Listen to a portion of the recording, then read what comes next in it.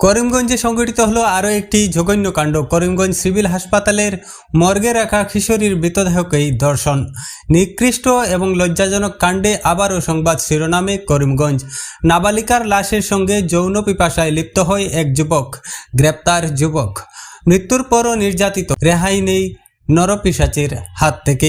এক নরপিশাচের পাশবিক ঘটনার সাক্ষী রইলেন গোটা করিমগঞ্জবাসী।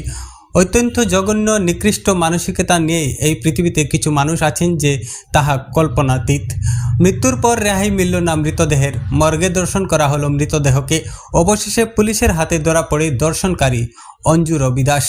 জানা গেছে, গত 3 দিন আগে পারিবারিক কলহের জেরে আত্মহত্যার পথ বেছে নেয় বাজারিছড়া এলাকার 9ম শ্রেণীর এক নিষ্পাপ ছাত্রী। পরে পুলিশ কিশোরীর মৃতদেহ ময়নাতদন্তের জন্য করিমগঞ্জ হাসপাতালে পাঠায়। বিশেষ কারণ ছাড়া রাতে মরণোত্তর পরীক্ষার নিয়ম নেই, তাই মৃতদেহ রাখা হয়েছিল মর্গেই। রবিবার সকালে ময়নাতদন্ত করতে আসা চিকিৎসক মৃতদেহ দেখে চমকে ওঠেন, কেননা মৃতের গোপনাঙ্গ ছিল ক্ষতবিক্ষত, এছাড়াও আঘাতের চিহ্ন ছিল অন্যত্র। বিষয়টি হাসপাতাল কর্তৃপক্ষের নজরে আনেন চিকিৎসক। জানানো হয় পুলিশকে। পুলিশের প্রাথমিক তদন্তে ধরা পড়ে মৃতদেহটি দর্শন করা হয়েছে।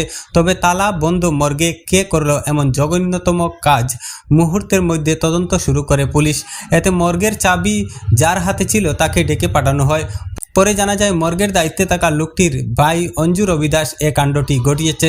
পুলিশের জিজ্ঞাসাবাদে অঞ্জু স্বীকার করেছে তার কুকর্মের কথা। অঞ্জুর এহেন বক্তব্য শুনে হতবাক পুলিশও।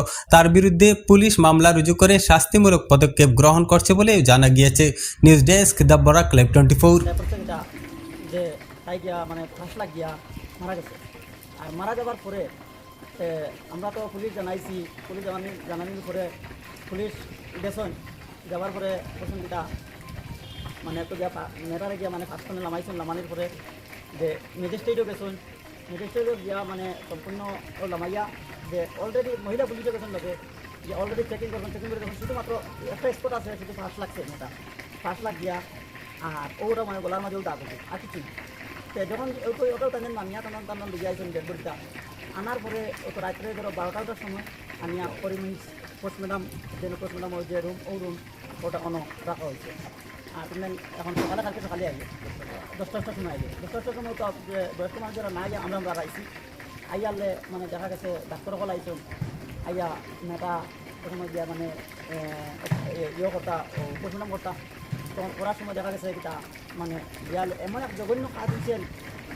মানে এটা কাজ একটু নিকৃষ্ট কাজ, আর মানে এটা হওয়ার মতো একটু লায়ক নাই। একটা মরা মৃত্যু মহিলারে যে হিসাবে দর্শন করছে আর যে এটা মানে দেখা মানে আমরা মানে আমি যে অ্যাক্টিভ দেখছি ডিটেলে মানে আমার সহ্য হয়েছে না, মানে ওরকম মানে ব্যবহার করছে যে সিরিয়া ফারিয়া মদ দিয়া কামড়াইয়া মানে এত দূর খারাপ করছে। এরপরে প্রথম যেটা ও তো মানে ডাক্তার কল আইসেন এলে মানে গরমের জন্য তোমরা এটা কোন দিন লাস্ট কিংবা তুমি মেনে দিয়েছো আর দর্শন করা আমি আর তোমরা কইতে এটা ফাঁসি লাগছে। আমি বললাম যে স্যার আমরা তো জানি না, এটা তো আমরা ফাঁসি লাগছে ঠিক আছে। আমরা তো যে ইয়ে হয়েছে ও যে দর্শন করা হয়েছে না, এটা কোনো কিছু নাই। এটা তো পুলিশ আপনাকে গিয়ে আনছেন ইনটাকি আনিয়া যে আমরা সন্দেহ দেবো ওরকম সন্দেহ তো দেবো হওয়ার পরে যেটা করছেন তারা মানে তো বলছেন খেয়াল রাখছে এটা খেয়াল নিতেছে যে এসিএ স্যার গিয়ে আনছেন বা ম্যাজিস্ট্রেটে যে মানে ইয়ে করছেন টাইম থেকে আনলাম।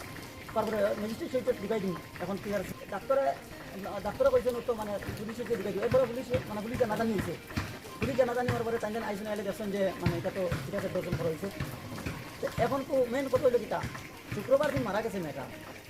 শুক্রবার দিন গিয়া, শনিবার দিন গিয়া, রবিবার দিন গিয়া এখন তাই লিয়ে গেছে ফিল্টার মেয়েটা যার যারি যে ধর্ম মানুষের যেটাও মানে মরার পরে একটা কাম কাজ করিয়া মানুষের যেটা মানে ধর্ম সাধারণত কাম কাজ করিয়া মানুষের যাদের জায়গায় দেওয়া হয়।